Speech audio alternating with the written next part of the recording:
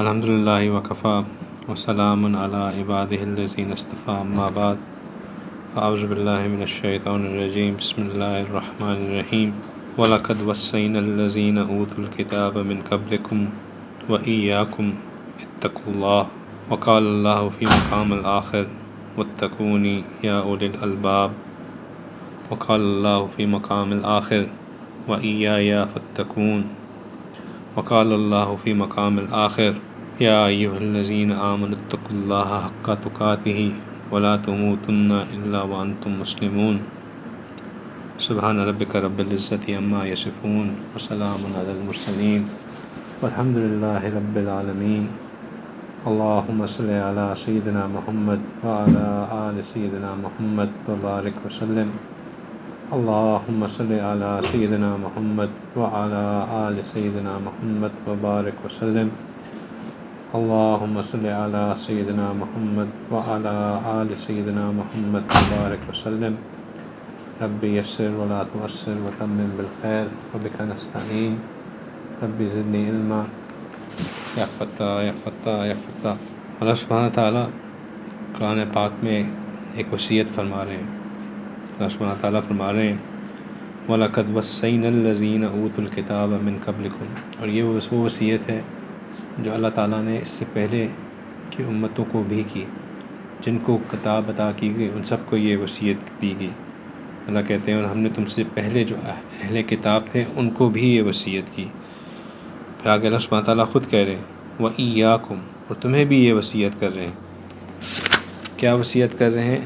اتقوا اللہ، کہ اللہ کا تقوی اختیار کر لو، اللہ سے ڈرو۔ اب سوال یہ پیدا ہوتا ہے کہ یہ تقوی کیا چیز ہے جس کی اللہ سبحانہ تعالیٰ نے پہلے والی امتوں کو بھی وصیت کی؟ تقوی کیا چیز ہے کہ جو اللہ سبحانہ تعالیٰ ہمیں بھی وصیت کر رہے ہیں؟ اور اللہ سبحانہ تعالیٰ ہمیں کوئی نئی چیز کے طور پہ وصیت نہیں کر رہے، بلکہ یہ یاد دہانی کراتے ہوئے وصیت کر رہے ہیں کہ یہ پہلی قوموں کو بھی وصیت ہوئی ہوئی، یعنی کہ اس کی اہمیت کا احساس دلاتے ہوئے بتا رہے ہیں کہ یہ ایک اہم چیز ہے۔ اتقوا اللہ، تقوی۔ تقوی کو عام مفہوم میں یہ سمجھا جاتا ہے کہ تقوی کا نام ہے اللہ سے ڈرنا۔ اس کو ٹرانسلیٹ اسی طرح کیا جاتا ہے کہ اللہ سے ڈرو۔ اللہ سے ڈرنے سے لوگ جو مطلب اس کو لے لیتے ہیں وہ یہ لے لیتے ہیں کہ شاید اللہ کے ڈرنے کا مطلب یہ ہے کہ اللہ کے ڈر سے چیزوں کو چھوڑ دو، لیکن یہ اس کا ریسٹرکٹڈ معنی ہے۔ تقوی کے معنی عام قرآن کی جو ٹرانسلیشن ہوتی ہے اس میں لکھا ہوتا ہے کہ اللہ سے ڈرو۔ اللہ کے ڈرنے سے شاید لوگ یہ مطلب لیں کہ برائیوں کو چھوڑ، لیکن تقوی کا یہ معنی نہیں ہے۔ تقوی کا جو صحیح مفہوم ہے وہ یہ ہے کہ اللہ کی محبت اتنی پیدا کرو کہ جو کام اللہ نے حکم دیا ہے اس کو بڑھ بڑھ کے کرو، اور جس کام سے اللہ نے منع کیا ہے اس سے بچ بچ کے بچو۔ یہ تقوی ہے۔ تقوی یہ ہے کہ جو کام جس کا اللہ نے حکم دیا ہے اس کو بڑھ بڑھ کے کرو، اور جس کام سے اللہ نے روکا ہے اس سے بچ بچ کے بچو۔ یعنی کہ اللہ کی رضا پانے کی خواہش اتنی ہو دل میں کہ بندہ اللہ کو راضی کرنے کے لیے جو اللہ نے جن چیزوں کا حکم دیا ہے ان پہ بڑھ بڑھ کے آگے آئے، اوپر آ جائے تاکہ نہیں مجھے آسانی ہوگی ورنہ مجھے ادھر ادھر دیکھنا، ان کو آگے بڑھ بڑھ کے کرے بندہ۔ اور جن چیزوں سے اللہ نے بچنے کا حکم دیا ان سے اس لیے بچے کہ کہیں میرے نہ بچنے سے میرا رب مجھ سے ناراض نہ ہو جائے۔ تو یہ خوف اور رجا کی جو کیفیت ہے کہ اللہ کا خوف بھی ہو دل میں اور اللہ کی محبت بھی ہو دل میں، اللہ کی محبت غالب ہو کہ ہم نے اللہ کو راضی رکھنا ہے، اور اللہ کی ناراضگی کے ڈر سے ان کاموں سے بھی بچنا جو کہ جن سے منع کیا ہے۔ شیخ زروق رحمۃ اللہ علیہ فرماتے ہیں کہ التقوی ہی فعل الواجبات المعمولات و ترک المحرمات المشہورۃ، کہ تقوی کہتے ہیں جو فرائض ہیں ان پر عمل کیا جائے اور جو گناہ ہیں ان سے بچا جائے۔ تو جو شخص یہ چاہتا ہے کہ وہ اللہ کو راضی رکھے اس کے لیے دو چیزیں کرنا ضروری۔ کیا؟ ایک یہ کہ وہ کام کرے جس کا اللہ نے حکم دیا ہے، اور ایک وہ کام نہ کرے جس کا اللہ تعالیٰ نے بچنے کا حکم دیا ہے۔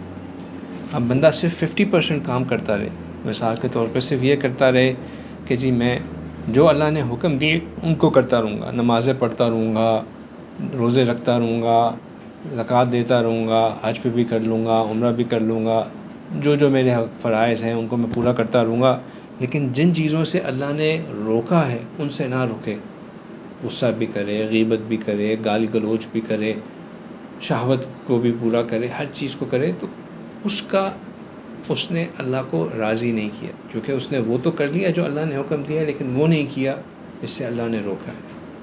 اور ایک شخص ہے جو ان چیزوں سے رک جائے جن سے اللہ نے منع کیا ہے، اللہ کے ڈر سے کہ کہیں اللہ کی پکڑ مجھے نہ آ جائے، لیکن اس کے بعد ان چیزوں کو نہ کرے جس کا اللہ نے حکم دیا ہوا ہے، تو وہ بھی کافی نہیں ہے۔ تو ان دونوں کا کرنا یہ پھر تقویٰ ہے۔ اور تقویٰ کرنے میں جو چیز حائل ہوتی ہے وہ انسان کے دل کا بگار ہے، انسان کے دل کا بگار ہے۔ علماء کہتے ہیں کہ دل منور ہوتا ہے تو اعمال شریعت کے مطابق موافق ہو جاتے ہیں، اور اگر دل میں سیاہی ہوتی ہے تو پھر اعضاء پر مخالفت ظاہر ہو جاتی ہے۔ بندے کو اللہ سے بندگی کا تعلق بنانا ہے۔ بندگی کا تعلق یہ ہے کہ بندہ ہر وہ کام کرے جو اس کے رب کو خوش کرے، چاہے وہ خوشی بندے کے پازیٹیو ایکشن لینے سے ہو یا وہ کسی چیز کے ریفرین کرنے سے ہو، اپنے آپ کو روکنے سے ہو۔ ہر وہ چیز کرنا جس سے اللہ راضی ہو جاتا ہے وہ بندگی ہے۔ انسان جب اپنی شہوات کی اتباع کرنا شروع کر دیتا ہے، اپنی خواہشات کی اتباع کرنا شروع کر دیتا ہے، جیسے میں نے کہا کہ جو اس میں چیز حائل ہوتی ہے وہ ہوتی ہے کہ بندہ اللہ کی تو مان رہا ہوتا ہے لیکن ساتھ میں وہ اپنی بھی منوا رہا ہوتا ہے، یہ بندگی نہیں ہے۔ بندگی یہ ہے کہ بندہ اپنی میں کو مٹا دے، اپنی خواہشات کو مٹا دے، اپنی خواہشات کو دبا دے۔ جب بندہ اپنی خواہشات کو راستے سے ہٹا دیتا ہے، اپنی خواہشات کو راستے سے مٹا دیتا ہے، تو پھر بندے کے اندر جو ہے وہ تقویٰ پیدا ہو جاتا ہے۔ ورنہ جب بندے نے اپنی خواہش کی اتباع کرنے کی کوشش کی، اس کے تمام اعمال ہم نے دیکھا ضائع ہو جاتا۔ قرآن پاک میں خود ایک بہت بڑے عالم کا ذکر، بلم باور اس کا نام تھا، 400 سال تک اس نے اللہ کی عبادت کی، حتیٰ کہ یہاں تک پہنچ گیا کہ اب وہ مستجاب الدعوات بن گیا، ہاتھ اٹھاتا تھا، اللہ سبحانہ تعالیٰ اس کی دعوات کو قبول کر لیتے تھے، لیکن اس نے اپنی نفس کی پیروی کرتے ہوئے، اپنی خواہشات کی پیروی کرتے ہوئے حضرت موسیٰ کے خلاف کام کر لیا۔ اللہ سبحانہ تعالیٰ نے اس کے ساتھ ایسا کیا کہ اس کے تمام اعمال بھی ضائع کر دیے اور اس کا درجہ کتوں کے برابر کر دیا۔ اور یہ بات اس کے درجے کو ہم خود نہیں کہتے بلکہ اللہ سبحانہ تعالیٰ خود اس کا ذکر کرتے ہیں۔ اللہ سبحانہ تعالیٰ کہتے ہیں وَلَوْ شِئْنَا لَرَفَعْنَهُ بِهَا وَلَكِنَّهُ أَخْلَدَ إِلَى الْأَرْضِ وَاتَّبَعَ هَوَاهُ فَمَثَلُهُ كَمَثَلِ الْكَلْبِ، کہ اگر ہم چاہتے تو ان آیتوں سے اس کے درجے بلند کر دیتے، مگر وہ تو پستی کی طرف مائل ہو گیا۔ کیوں پستی کی طرف مائل ہو گیا؟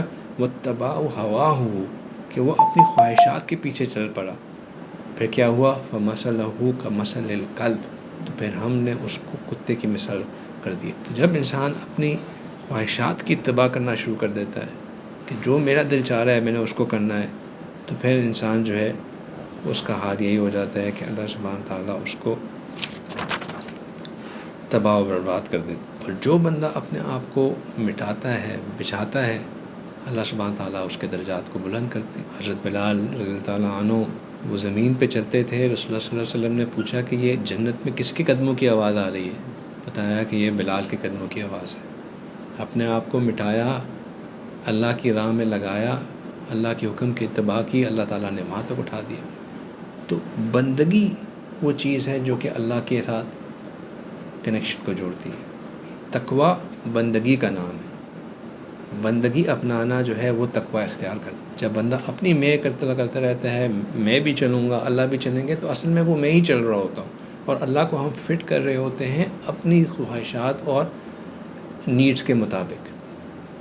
یہ تقویٰ نہیں ہے۔ حضرت عمر رضی اللہ تعالیٰ عنہ نے ایک صحابی کو نصیحت کی، انہوں نے کہا کہ اے میرے بھائی، اللہ برائی سے برائی کو نہیں ختم کرتے بلکہ برائی کو نیکیوں سے دھو دیتے ہیں، یعنی کہ نیکیاں جو ہیں وہ برائیوں کو مٹا دیتی ہیں۔ انہوں نے کہا کہ اس بات پہ دھوکے میں نہ پڑیں کہ لوگ آپ کو نبی صلی اللہ علیہ وسلم کا صحابی یا نبی صلی اللہ علیہ وسلم کا خالو کہتے ہیں. اور یہ بات بڑی اہم ہے. ہم اسی بات پہ خوش ہوتے رہتے ہیں کہ لوگ ہمیں مولانا کہتے ہیں، شیخ کہتے ہیں، ہماری وضاقتہ کو دیکھ کے ہمیں امامت کے لیے آگے کر دیتے ہیں. یہ کہتے ہیں کہ جی بھائی آپ تو بڑے نیک ہیں، آپ ذرا لگ رہے ہیں. ہمارے لوگوں کے کہنے سے نیک یا ہمارا کسی کے ساتھ خاندانی تعلق ہونے سے کوئی فرق نہیں پڑتا. جو فرق پڑتا ہے وہ یہ پڑتا ہے کہ ہمارا اللہ کے ساتھ تعلق کیسا ہے، ہم نے اللہ کے ساتھ ایکویژن کیسی رکھی ہوئی ہے. اللہ سے کوئی چیز جھکی چھپی نہیں ہوتی. اللہ سبحانہ تعالیٰ ہر چیز کو دیکھ رہے ہوتے ہیں. اللہ سبحانہ تعالیٰ ہر چیز کو دیکھ رہے ہوتے ہیں اور اللہ سبحانہ تعالیٰ جان رہے ہوتے ہیں کہ بندہ کس حال میں ہے. حضرت داؤد علیہ السلام نے کہتے ہیں، انہوں نے فرمایا کہ جس نے اپنی آنکھوں کو غیر محرم سے بچا لیا، اپنے ناموس کی حفاظت کر لی اور اپنی زبان کی حفاظت کر لی، وہ میرے مقربین میں ہو. اللہ کے مقربین بننے کے لیے اپنی زبان کی حفاظت، اپنی آنکھوں کو غیر محرم سے بچانا، اپنے فرج کی حفاظت، اپنی شرمگاہ کی حفاظت، وہ اللہ کے مقرب ہو گیا. آپ صلی اللہ علیہ وسلم نے بھی یہی نصیحت کی. آپ صلی اللہ علیہ وسلم نے فرمایا کہ جو شخص مجھے 2 چیزوں کی گارنٹی دے دے، میں اس کو جنت میں داخلے کی ضمانت میں اپنے اوپر لے لیتا ہوں. صحابہ کرام نے پوچھا کہ یا رسول اللہ کن 2 چیزوں کی؟ انہوں نے کہا کہ وہ جو کہ تمہارے 2 جبروں میں ہے کے درمیان ہے، اور وہ جو کہ تمہاری 2 رانوں کے درمیان ہے، یعنی کہ تمہاری زبان اور تمہاری شرمگاہ. تو انسان جب اپنے نفس کو قابو کرنا شروع کرتا ہے تو پھر اس کے بدلے میں اللہ سبحانہ تعالیٰ اس کے اوپر کئی رحمتیں کھولنا شروع. بالکل ایسا ہی ہے کہ جب ایک بندہ اپنے مالک کو خوش کرنا شروع کرتا ہے تو پھر اس کا مالک جو ہے وہ اس کے اوپر ٹرسٹ کرنا شروع کر دیتا ہے. اور جب مالک کا ٹرسٹ حاصل ہو جاتا ہے تو پھر بندے کے لیے چیزیں پانا حاصل کرنا آسان ہو جاتی ہیں، کیونکہ مالک نے اس کو فری ہینڈ دیا ہوتا ہے. مالک نے اس کو کہا ہوتا ہے کہ بھئی آپ جو کرنا چاہیں کر لیں، آپ جس طرح کرنا چاہیں کر سکتے ہیں، آپ کے لیے کوئی مسئلہ نہیں ہے. اللہ سبحانہ تعالیٰ کہتے ہیں نہیں، یہ جو ہے یہ عالم ہے، وہ کہتے ہیں کہ جو چاہے کہ اس کے لیے آسمان و زمینوں سے برکتیں کے دروازے کھول دیے جائیں. وَيَجْعَلَ اللَّهُ مَخْرَجًا، اور اللہ تعالیٰ اس کو مصیبتوں کے سے نکال دے. وَيَرْزُقُهُ مِنْ حَيْثُ لَا يَحْتَسِبُ، اور اللہ تعالیٰ اس کو ایسی جگہ سے رزق عطا فرمائے جس کا اس کو گمان بھی نہ ہو. وَيُكَفِّرْ عَنْهُ سَيِّئَاتِهِ، اور اللہ تعالیٰ اس کے گناہوں کو معاف فرما دے. وَيُعَظِّمُ لَهُ أَجْرًا، اور اس کو اجر سے زیادہ عطا فرمائے. وَيَجْعَلُ لَهُ مِنْ أَمْرِهِ يُسْرًا، اور اس کے کاموں کو آسان کر دیں. وَيَكُونُ مَعَهُ وَيُحِبُّهُ، اور اللہ تعالیٰ اس کے ساتھ ہو جائے اور اس سے محبت کرے.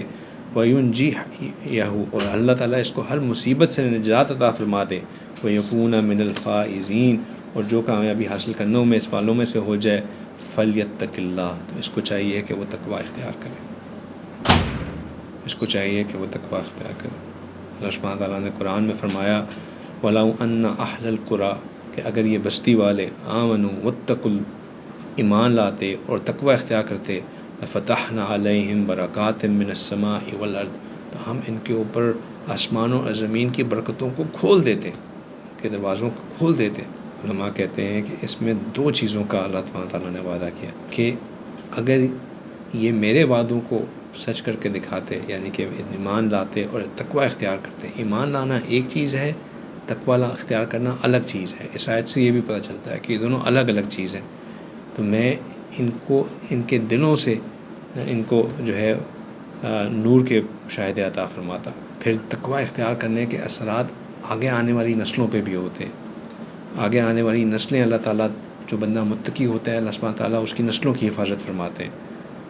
اللہ سبحانہ تعالیٰ نبی پاک صلی اللہ علیہ وسلم نے فرمایا ان اللہ یحفظ الرجل الصالح فی اہلہ و ولدہ، کہ جو ایک بندہ ہوتا ہے اللہ تعالیٰ اس کی اولاد میں اور اس کے پوتوں میں اس کی نیکی کا اثر جاری فرماتے ہیں. یہی بات ہم سورہ کہف میں بھی دیکھتے ہیں کہ حضرت موسیٰ علیہ السلام شہر میں گئے جہاں پہ 2 یتیم بچے تھے. ان کو کہا کہ ان کی دیوار کو ٹھیک کر دیا جائے. حضرت موسیٰ نے کہا کہ ہم کیوں ان کی دیوار کو ٹھیک کریں؟ بعد میں بتایا کہ اس لیے ٹھیک کر رہے ہیں کہ فَكَانَ لِغُلَامَيْنِ يَتِيمَيْنِ فِي الْمَدِينَةِ وَكَانَ تَحْتُهُ كَنْزٌ لَهُمَا وَكَانَ أَبُوهُمَا صَالِحًا، کہ ان کے جو ابواب تھے وہ نیک لوگ تھے. مفسرین نے لکھا ہے کہ یہ نہیں تھی کہ ان کے باپ یا دادا میں سے تھے، ان کی 7 پشتوں پہلے ایسے بزرگ گزرے جو کہ نیک تھے. اللہ سبحانہ تعالیٰ نے کہا کہ ان کا خزانہ یہاں بچا ہوا ہے، ان کی 7 پشتوں کے بعد کی اولاد جو ہے اس سے فائدہ اٹھا لیں۔ نبی پاک صلی اللہ علیہ وسلم نے فرمایا ان اللہ یحفظ بالرجل الصالح وولدہ وولد وولدہ، کہ اللہ تعالیٰ اس بندے کی وجہ، نیکی کی وجہ سے اس کی اولاد کی بھی حفاظت فرماتے ہیں اور اولاد کی بھی حفاظت فرماتے ہیں، یعنی کہ نسلوں میں اس کی نیکی جاری ہوتی ہے۔ ایک اور جگہ اللہ تعالیٰ نے فرمایا کہ نبی پاک صلی اللہ علیہ وسلم نے فرمایا اذا اراد اللہ بعبد خیر استعملہ، کہ جب اللہ تعالیٰ کسی بندے کے ساتھ خیر کا ارادہ کرتے ہیں تو اسے استعمال کر لیتے ہیں۔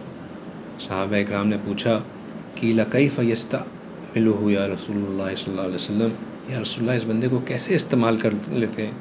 آپ صلی اللہ علیہ وسلم نے فرمایا قال یوفقہ بعمل صالح قبل الموت، کہ اللہ سبحانہ تعالیٰ اس کو موت سے پہلے نیک اعمال کی توفیق عطا فرماتا ہے۔ جب بندہ تقوی اختیار کرتا ہے تو اللہ سبحانہ تعالیٰ پھر اس بندے کو اپنے نیک کاموں میں استعمال کرنا شروع کر دیتا ہے۔ اللہ سبحانہ تعالیٰ اس بندے سے اپنے دین کے کام لینا شروع کر دیتا ہے۔ اور لیکن جو شخص تقوی نہیں اختیار کرتا، جو شخص نڈر ہو جاتا ہے، جو شخص یہ سوچ بیٹھتا ہے کہ اب اس کو جو ہے کسی چیز کا وہ اللہ کے سامنے جواب دہ نہیں ہے، پھر اللہ سبحانہ تعالیٰ اس کو خوب عبرتناک اس کا انجام کرتا ہے۔ حضرت جی اپنا ایک واقعہ سناتے ہیں کہ ان کا ایک شخص تھا، وہ دہریہ ہو گیا تھا، اس کو حضرت جی کے پاس لایا گیا۔ حضرت جی نے اس کو بڑی سمجھانے کی کوشش کی کہ بھائی تم جو ہے وہ اپنے آپ کو اس طرح مت تباہ کرو، اس کو دین کی حقائق سمجھائیں، اللہ کی وحدانیت کے بارے میں بتایا، لیکن وہ نہیں مانا۔ جب وہ نہیں مانا اور اس نے کہا کہ جی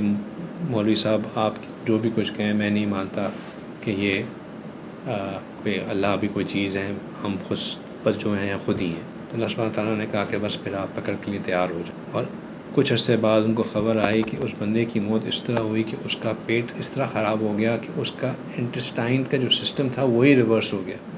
اب اس کو الٹی آتی اور الٹی سے منہ کے ذریعے اس کا پخانہ نکلتا اور وہی اس کے گلے میں چوک ہو جاتا، اور وہ جب وہ مرا تو اس کا منہ پخانے سے بھرا ہوا اور پورا ہر جگہ بو ہی بو۔ پھر ہر جگہ اللہ سبحانہ تعالیٰ ایسی موت بھی دیتے ہیں۔ ایک اور وہ واقعہ سناتے ہیں کہ ایک دفعہ وہ جب چھوٹے تھے تو ایک جگہ ایک ان کا دوست لے کے گیا، اس نے دکھایا کہ اس گھر میں ایک بابا بندھا ہوا ہے، اور وہ بندھا ہوا اس طرح ہے کہ اس کو کرسیوں سے باندھا ہوا ہے، اور وہ جو ہے وہ جب بھی کچھ دیر تو نارمل بولتا، اس کے بعد کتے کی طرح بھونکنا شروع کر دیتا۔ حضرت جی یہ دیکھ کے بڑے ڈرے کہ اس طرح کیا ہوا، تو کچھ دن بعد وہ بھی فوت ہو گیا۔ تو بعد میں ان کی والدہ نے بتایا کہ یہ وہ شخص تھا جو کہ صحابہ اکرام رضی اللہ تعالیٰ اجمعین کے اوپر جو ہے وہ تان کرتا تھا، ان کو گالیاں دیتا تھا، ان کو برا بھلا کہتا تھا، نعوذ باللہ۔ تو اللہ سبحانہ تعالیٰ نے اس کو کتے کی زبان دے دی، وہ بولتا تھا تو لگتا تھا کہ وہ بھونک رہا ہے۔ جو لوگ اللہ کی فرما برداری کرتے ہیں اللہ تعالیٰ ان کو قابل رشک موت عطا۔ حضرت جی کے ایک جاننے والے تھے، وہ حضرت سے بڑی محبت کرتے تھے، بزرگ تھے، بڑی عمر کے تھے، لیکن حضرت جی کو اپنا دوست کہا کرتے تھے، نیکی تقوی والے انسان تھے، اور ہر وقت حضرت سے کہتے تھے آپ میرے لیے دعا کریں کہ اللہ مجھے مدینہ میں موت عطا فرمائے۔ اور پھر اللہ تعالیٰ نے ان کو ایسی موت عطا فرمائی کہ رمضان میں ان کو اعتکاف کا موقع ملا، مدینہ میں عصر کی نماز کے بعد وضو کی حالت میں، روزے کی حالت میں، اعتکاف کی نیت سے ریاض الجنہ کے اندر دوسری رکعت میں سجدے کے وقت ان کو موت نصیب۔ اس سے زیادہ عظیم بندے کو کیا موت نصیب ہو سکتی۔ اسی طرح ایک اور صاحب تھے، بلکہ ایک ہندو خاتون تھیں جو امریکہ میں تھیں، نوجوان تھیں، لیکن دین کی باتیں سنی تو دین سے متاثر ہوئی، اسلام قبول کر لیا۔ پھر اس کے بعد ان کے دل میں خواہش پیدا ہوگی کہ وہ بھی کسی طرح مدینہ جا کے سیٹل ہو جائے۔ ان کی ایک مسلمان لڑکے سے شادی ہوئی جو کہ اتفاق سے اللہ تعالیٰ نے اس کی نوکری مدینہ کر دی، مدینہ چلی گئی، حضرت سے رابطے میں بھی رہتی تھیں اور یہ دعا کرواتی رہتی تھی کہ حضرت یہ دعا کریں کہ اللہ تعالیٰ مجھے یہاں ہی اسی مٹی میں جگہ عطا فرمائے۔ ایک دفعہ عمرے کی نیت سے میاں بیوی مدینہ سے مکہ گئے، اور عمرہ کرنے کے بعد انہوں نے کہا کہ بال تو کٹوا لیے، لیکن انہوں نے کہا کہ اب ہم احرام جو ہے واپس مدینہ جا کے ہی بدلتے ہیں، مطلب حالت احرام سے نکل آئے لیکن کپڑے نہیں بدلے۔ انہوں نے کہا ہم جا کے احرام مدینہ شریف جا کے ہی بدلیں گے۔ راستے میں نکلے، مدینہ کے قریب پہنچ کے ایکسیڈنٹ ہوا، دونوں فوت ہوئے، مسجد نبوی میں ان کا جنازہ پڑھا گیا اور جنت البقیع میں ان کو دفنایا گیا۔ تو اللہ سبحانہ تعالیٰ جو ہے وہ پھر نیکوں کو ایسا ہی اجر دیتے ہیں۔ نبی پاک صلی اللہ علیہ وسلم نے فرمایا انما الاعمال بالخواتین، کہ نیک اعمالوں کا دارالمدار اس پہ ہے جس پہ ان کا خاتمہ ہوتا ہے۔ ایک صحابی تھے، وہ مسلمانوں کا لشکر جا رہا تھا، لشکر جاتے جاتے وہ مشرک تھے، اسلام قبول کیا اور لشکر میں شامل ہو گئے، اور وہ جاتے ہی انہوں نے جنگ شروع کر دی، اور جنگ کرتے کرتے ان کا شہادت مل گئی، شہید ہو گئے۔ رسول اللہ صلی اللہ علیہ وسلم نے کہا کہ اگر کوئی جاننا چاہتا ہے کوئی ایسا شخص جو کہ بغیر کوئی نماز پڑھے، بغیر کچھ کیے جنت میں داخل ہو جائے، تو دیکھو یہ شخص ہے۔ انہوں نے اسلام قبول کیا، جہاد کیا، اللہ کی راہ میں خرچ ہو گئے، اللہ تعالیٰ نے ان کو قبول فرما لیا۔ جب بندہ تقوی اختیار کرتا ہے تو اللہ کی طرف سے بخشش ہوتی ہے، اور جب بندہ گناہوں پہ اصرار کرتا ہے تو پھر اللہ کی طرف سے مصیبتیں آنا شروع ہو جاتی ہیں۔ اللہ سبحانہ تعالیٰ کہتے ہیں کہ ظہر الفساد فی البر والبحر بما کسبت ایدی الناس، یہ جو زمین کے اوپر اور پانی کے اوپر یہ جو فساد ظاہر ہو رہے ہوتے ہیں، یہ انسان کے اپنے کمائے ہوئے ہیں، یہ اللہ کی نافرمانی کے نتیجے۔ یہ جو انسان، اللہ سبحانہ تعالیٰ نے نبی پاک صلی اللہ علیہ وسلم فرمایا کہ اس وقت تک قیامت قائم نہیں ہوگی جب تک دنیا میں ایک شخص بھی اللہ اللہ اللہ کرنے والا ہوگا۔ جب اللہ اللہ ختم ہو جائے گی تو پھر اللہ سبحانہ تعالیٰ قیامت کو قائم رکھتا ہے۔ تو جب تک بندہ نیکیاں کر رہا ہوتا ہے، اللہ سبحانہ تعالیٰ مصیبتوں کو ٹال رہے ہوتے ہیں۔ جب بندہ من مانی کرنا شروع کر دیتا ہے تو پھر اس کے اوپر مصیبتیں کھل جاتی ہیں۔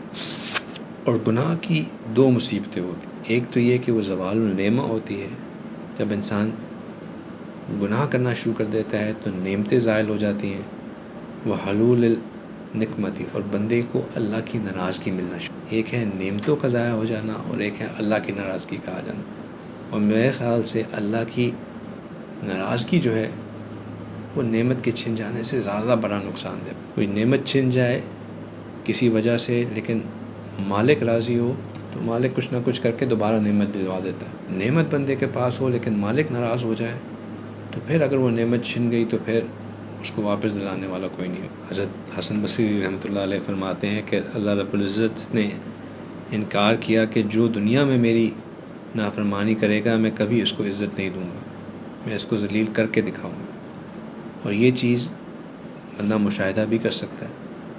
اللہ سبحانہ تعالیٰ نے نمرود کو، قارون کو، فرعون کو، ان کو دنیا میں بہت عزت دی، لیکن اچھا یہ میٹنگ جو ہے نا ابھی 10 منٹ کے بعد ختم ہو جائے گی زوم پہ، تو آپ لوگ پھر ری جوائن کر لیجیے گا اسی کو، ٹھیک ہے؟ اللہ سبحانہ تعالیٰ نے ان سب کو دنیا میں بہت عزت دی، لیکن پھر جب ان کا اختتام ہوا تو ان کو ایسی ذلت کی موت آئی کہ نہ صرف ان کو ذلت کی موت آئی بلکہ آگے آنے والے وقتوں تک ان کو ذلیل ہی رکھا۔ حضرت حسن بصری فرماتے ہیں کہ بندہ رات میں گناہ کرتا ہے، اس حال میں صبح کرتا ہے کہ گناہ کی سیاہی اللہ اس کے چہرے پر وارد کر دیتے ہیں۔ کہتے ہیں کہ اگر اس میں کوئی اور نقصان نہ بھی ہوتا سوائے چہرے کے اوپر ظلمت چھا جانے کے اور دل پر ظلمت کے آنے کے تو اتنا ہی کافی ہے۔ چہرے کے اوپر ظلمت کا آ جانا یہی انسان کے لیے، اس کی تباہی کے لیے کافی ہے۔ اور جب جب انسان گناہ کرتا ہے چہرے کے اوپر ظلمت آتی جاتی۔ گناہ کے 3 اثرات انسان کے اوپر ظاہر ہوتے ہیں۔ کون کون سے 3 اثرات؟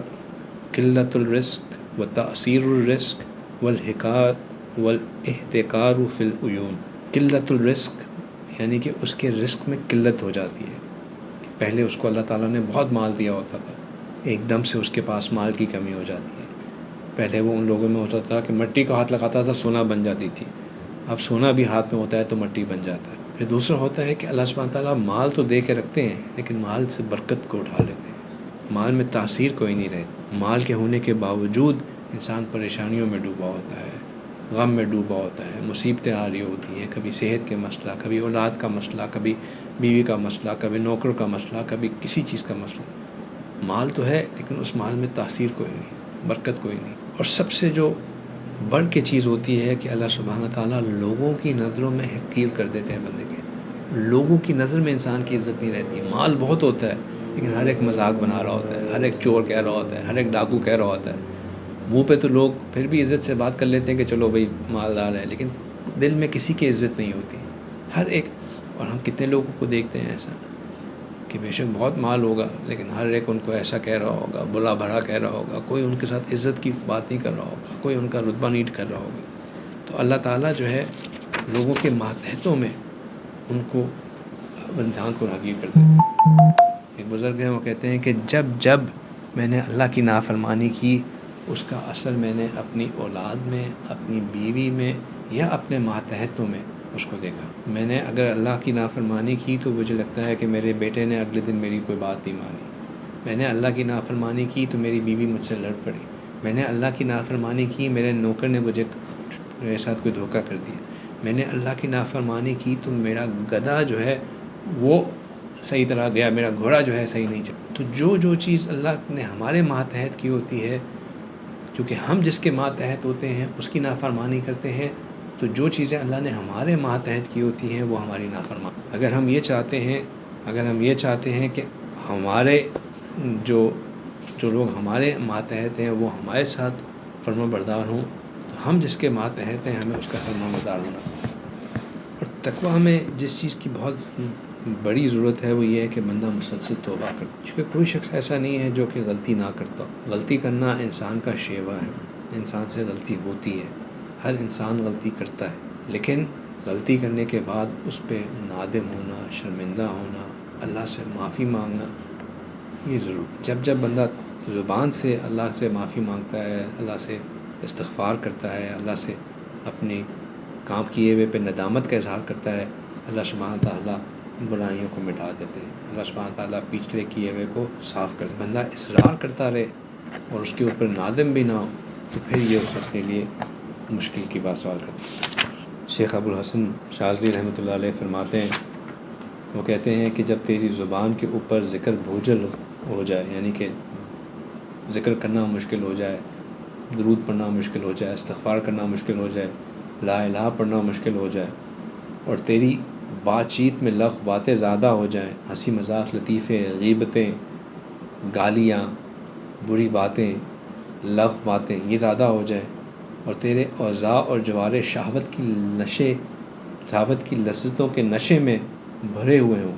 یعنی کہ دل چاہے کہ میں نیٹ فلکس پہ یہ بھی دیکھ لوں، دل چاہے کہ میں اب اس سائٹ پہ بھی چلا جاؤں، دل چاہے کہ میں اب وہ بھی جا کے دیکھ لوں، میں یہ بھی سن لوں، میں یہ بھی کر لوں، تو پھر تیرے لیے ایک ہی چیز اچھی ہے کہ وہ یہ کہ تیرے لیے کیا اچھا ہے کہ اس سمجھ کا دروازہ تیرے اوپر بند کر دیا گیا ہو اور تیرے لیے توبہ کے علاوہ کوئی اور دوسرا راستہ نہیں. توبہ جو ہے وہ پھر بندے کے لیے لازم ہو جاتا ہے. جو بندہ تقویٰ اختیار کرتا ہے، اللہ سبحانہ تعالیٰ، میں نے شروع میں ایک بات کہی کہ تقوی کا مطلب یہ ہے کہ بندگی اختیار کرنا، اللہ کے کہے ہوئے کاموں سے بچنا بھی اور اللہ کے کہی ہوئی چیزوں کو کرنا بھی.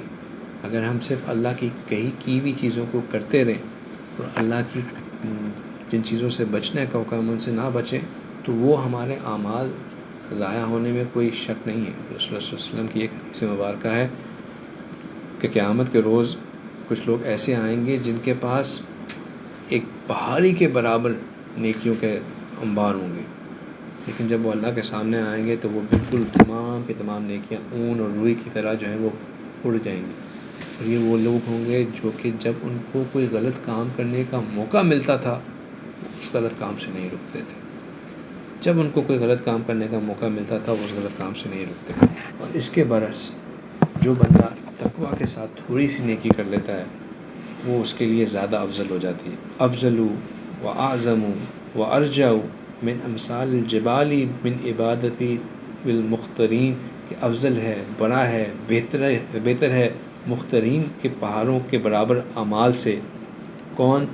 وہ شخص جو کہ اتق اللہ فی خلاوتک، کہ جو اپنی تنہائیوں میں اللہ سے ڈرے، وہ حافظ علی اوقات صلواتک، اور اپنی نمازوں کی حفاظت کرے، وغض طرفک من لحظاتک، اور اپنی نگاہوں کی حفاظت کرے.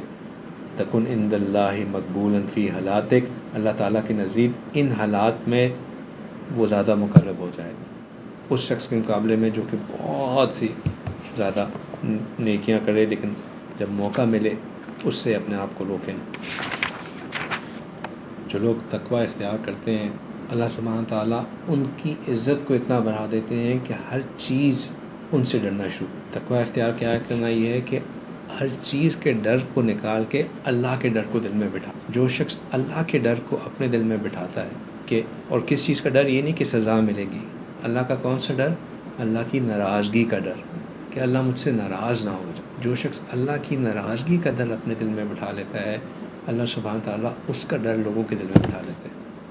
اور یہ چیز ہم نے کئی دفعہ دیکھی کہ لوگ آتے ہیں بڑی بڑی باتیں سوچ کے آتے ہیں حضرت کے سامنے بیٹھتے ہیں اور منہ نہیں کھلتا. وہ کہتے ہیں کہ حضرت کا رعب اتنا تھا ہمارے اوپر کہ ہمیں بات کرنے کا ہمت ہی نہیں پیدا ہوئی. اللہ تعالیٰ ایسا رعب بٹھا دیتے. نبی پاک صلی اللہ علیہ وسلم کے بارے میں آتا ہے نبی پاک صلی اللہ علیہ وسلم کے بارے میں آتا ہے کہ آپ صلی اللہ علیہ وسلم جہاں پہ سفر پہ جانے والے ہوتے لوگوں کے دلوں میں ان کا رعب ان کے سفر سے 1 مہینہ پہلے ان کے لوگوں میں ان کا رعب بیٹھ جاتا. حدیث مبارکہ میں ہے من خاف اللہ اخاف اللہ تعالی منہ کل شیء. جو شخص اللہ تعالیٰ سے ڈرتا ہے اللہ تعالیٰ اس بندے سے ہر چیز کو ڈرا رہے ہوتے ہیں. ومن لم یخف اللہ اخافہ اللہ من کل شیء. اور جو شخص اللہ سے نہیں ڈرتا اللہ تعالیٰ ہر چیز کا ڈر اس بندے کے اندر ڈال دیتے ہیں. یہ ایسا ہی ہوتا ہے کہ جو شخص اللہ سے نہیں ڈرتا وہ اندھیرے سے ڈر رہا ہوتا ہے. جو خلوت میں گناہ کرنے سے ڈر نہیں رہا ہوتا وہ بیوی سے ڈر رہا ہوتا ہے کہ کہیں بیوی نہ دیکھ لے.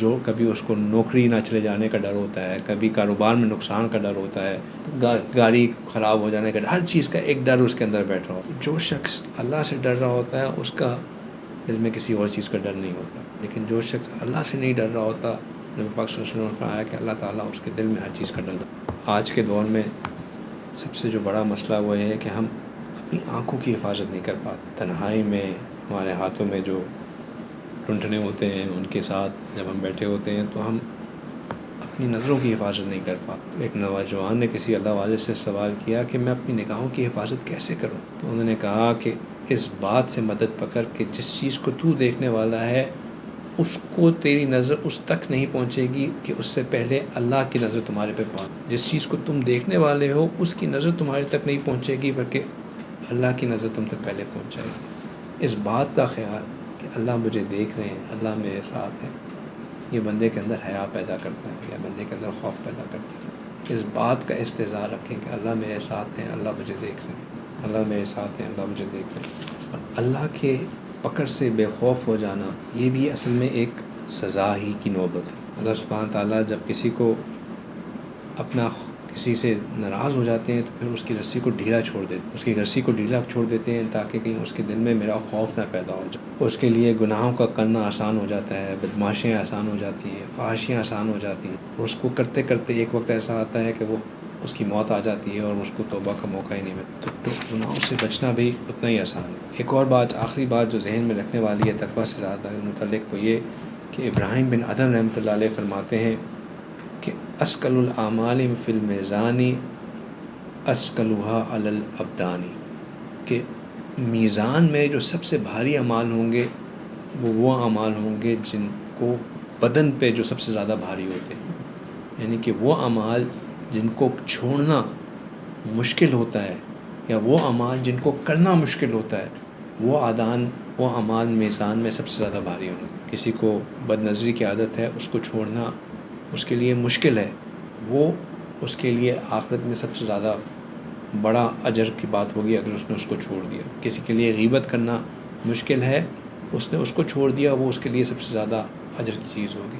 کسی کے لیے تہجد پہ اٹھنا مشکل ہے, وہ اس کے لیے اٹھ گیا, وہ اس کے لیے سب سے زیادہ اجر کا کام ہوگی. جو چیز بدن پہ مشکل ہے, چاہے وہ نیکی کرنا ہو چاہے وہ برائی کو چھوڑنا ہو, جو مشکل کام ہے جب اس نے اس کو کرنا شروع کر دیا تو اللہ سبحانہ تعالیٰ نے اس کے اعمال کو آسان کر دیا. ہمیں اللہ کی محبت کو اپنانا ہے, اللہ کی محبت کو پانا ہے. اللہ سبحانہ تعالیٰ نے خوبصورت بات کہی قرآن پاک میں. اللہ سبحانہ کہتے ہیں کہ یا ایھا الذین آمنوا اتقوا اللہ, کہ اے ایمان والو, یہ کسی غیر کو حکم نہیں ہو رہا, یہ ایمان والوں کو حکم ہو رہا ہے. یا ایھا الذین آمنوا اتقوا اللہ حق تقاتہ, کہ تقوی اختیار کرو اس طرح جو تقوی اختیار کرنے کا حق ہے. ایمان تو تم لے آئے ہو لیکن اب جو تقوی کا حق ہے, یعنی کہ جو کرنا ہے اس کو کرو اور جس سے بچنا ہے اس سے بچو, پورا کام کرو. وَلَا تَمُوتُنَّ إِلَّا وانتم مسلمون، اور اس حال میں اس کے علاوہ مت مرنا کہ تم مسلمان ہو۔ اگر ان باتوں کو غور کیا جائے تو اللہ سبحانہ تعالیٰ کہہ رہے ہیں کہ تقوی اختیار کرو جو اس کا حق ہے، تو اس بات کی گارنٹی ہے کہ تم ایمان کے ساتھ جاؤ گے بھی۔ اس بات پہ مت بیٹھے رہنا کہ میں ابھی ایمان والا ہوں، میں ابھی ایمان والا ہوں، ابھی تو سب سیٹ ہے، میں اب کلمہ تو پڑھتا ہوں، چونکہ تقوی نہیں اختیار کیا تو یہ کوئی گارنٹی نہیں ہے کہ خاتمہ بھی ایمان پہ ہو۔ وَلَا تَمُوتُنَّ إِلَّا وَأَنْتُمْ مُسْلِمُونَ، کہ تم مرنا مت کہ سوائے اس کے کہ تم مسلمان ہو۔ کس چیز سے ریلیٹڈ ہے کہ اتقوا اللہ حق تقاتہ، تقوی اختیار کرو جو اس کا تقوی اختیار کرنے کا حق ہے۔ اللہ تعالیٰ سے ہم دعا کرتے ہیں کہ اللہ تعالیٰ ہمیں جو صحیح معنی میں تقوی اختیار کرنے کا طریقہ ہے اس طریقے سے ہمیں تقوی اختیار کرنے کی توفیق عطا فرمائے، جو چیزیں اللہ کو پسند ہیں ان کو کرنے کی توفیق عطا فرمائے، اور جن جن چیزوں سے اللہ نے ہمیں روکا ہے ان سے ہم مکمل طور پہ بچیں۔ جیسا کہ میں نے کہا کہ تقوی کے لیے جو چیز ضروری ہے وہ یہ ہے کہ ہم توبہ کریں، ہم سب توبہ کی سچی نیت کریں کہ اللہ تعالیٰ ہمیں جتنے بھی ہم نے گناہ کیے ہیں اللہ سبحانہ تعالیٰ ہمیں ان گناہوں سے معافی عطا فرمائے، جو بھی ہم نے غلطیاں کی ہیں اللہ تعالیٰ ہمیں ہمارے ان گناہوں غلطیوں کو درگزر فرمائے۔ اس نیت کے ساتھ یہ کلمات اس عاجز کے پیچھے پیچھے پڑھتے جائیں۔ بسم اللہ الرحمن الرحیم، لا الہ الا اللہ محمد رسول اللہ، آمنت باللہ وملائکتہ وکتبہ ورسلہ والیوم الآخر والقدر خیرہ وشرہ من اللہ تعالی والبعث بعد الموت، آمنت باللہ کما ہوا باسمائہ وصفاتہ وقبلت جمیع احکامہ اقرار باللسان وتصدیق بالقلب، اشہد ان لا الہ الا اللہ واشہد ان محمدا عبدہ ورسولہ، استغفر اللہ ربی من کل ذنب واتوب الیہ برحمتک یا ارحم الراحمین۔